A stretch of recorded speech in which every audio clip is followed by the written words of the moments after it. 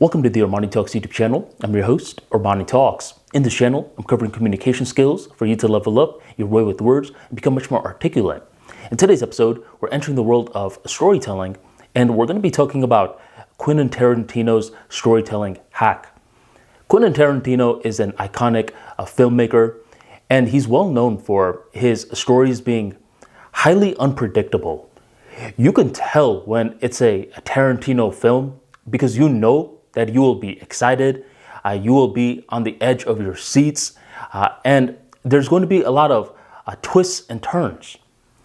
One time, Tarantino was doing an interview, and the interviewer was like, "Mr. Tarantino, how the heck are you capable of telling such great stories?"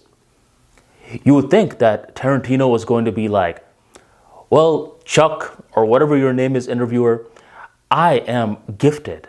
I have this amazing creativity that others cannot replicate. So your question is futile because it doesn't even matter if I give you the answer. No one will be able to replicate what I do." But that's not what Tarantino said. Instead, he said something vastly different. He said, "Chuck, whatever your name is, anyone can tell a story. They just need to want to tell that story." And sensing some confusion in the interviewer, Tarantino said, "All of my stories that I create that become box office successes, you want to know something? All these stories are an extension of me. Some of the most painful moments in my life, I use that as inspiration and I hide it in the story. I don't want other people to be able to tell, 'Hey, Tarantino, isn't that moment something that you went through when we were 16 or 17 years old? Yeah, you went through the same exact thing. I see what you're doing. You're getting your real experiences and blending it in the story.'" Quentin Tarantino doesn't want other people to pick that up. Only he wants to know. And when you understand this hack, you will realize that storytelling is for everyone. Because I want you to think of one of the toughest moments that you have been through. Okay? I'm sure you're in this moment. And let's say there's another person. And I'll give you an example. Imagine that one day you just got out of the gym and it's late at night. It's, let's say, 11 p.m. You like to go to the gym late at night because you don't have to wait too long for the weight machines and such. So you get out of the gym. You've been working for 45 minutes, very little breaks. You are tired. You're wearing a big black hoodie because you don't want anyone to bother you. And whenever you wear this hoodie, you feel like you're entering a different portal. Once your workout is done, you go to Walmart. Once you're at Walmart, you pick up a protein shake for you to drink. You gotta recharge yourself. And as you're in line waiting to pay for the protein shake, there's a woman in front of you. She is about to get checked out, but suddenly she aggressively turns around. She looks at you and she's like, "Did you steal $20 from me?" She goes back to looking at her purse. She doesn't see it. And she sees that your hands are in your hoodie pockets. She's like, "I think you stole $20 from me." And she's saying it in a way where the nearby folks are looking at the situation and they're like, "What the heck?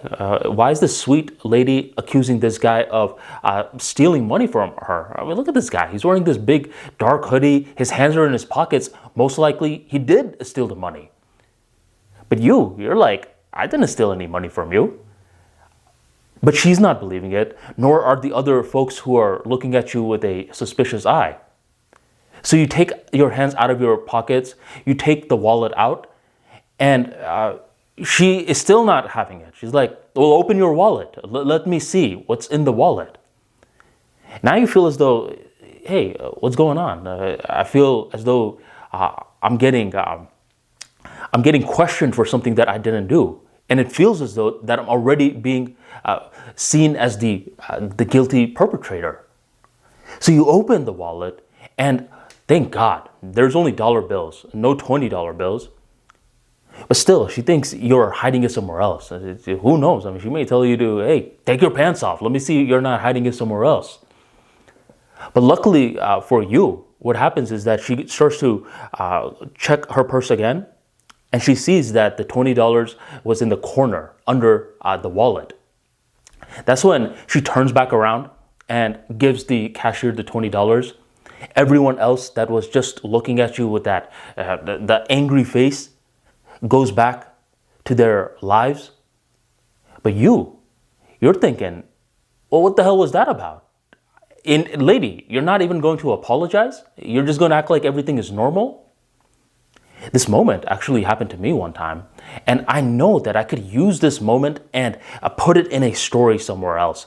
All I need to do is I need to change my name, I need to change the lady's name, and I could, other than that, keep the same essence of what I just told you and create a movie out of it.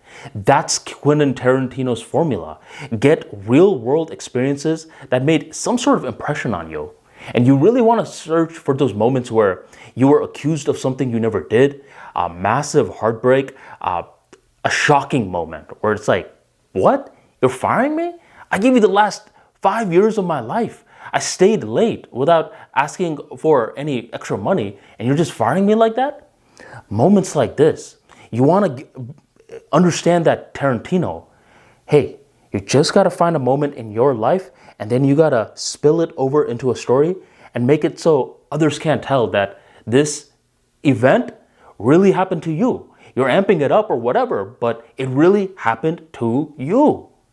Others can't tell. Even this interviewer, Chuck, or whatever your name is, can't tell. But Chuck can do exactly what Tarantino does if Chuck stops looking out and starts looking in. So if you enjoyed today's talk and you want to learn more about storytelling, be sure to check out my book, The Art and Science of Storytelling. The hack that I just told you in regards to Tarantino is in this book. I also talk about how to build universes, how to create relatable characters, how to make sure that you're not just telling stories about nonsense, but there's a lesson buried in your story, plus plenty of other topics that you are not going to find in other storytelling books. Check out The Art and Science of Storytelling in the link in the description box, the pinned comment, or go on ArmaniTalks.com and grab your copy today. Thank you very much for joining the Armani Talks YouTube channel, and I'll catch you next time.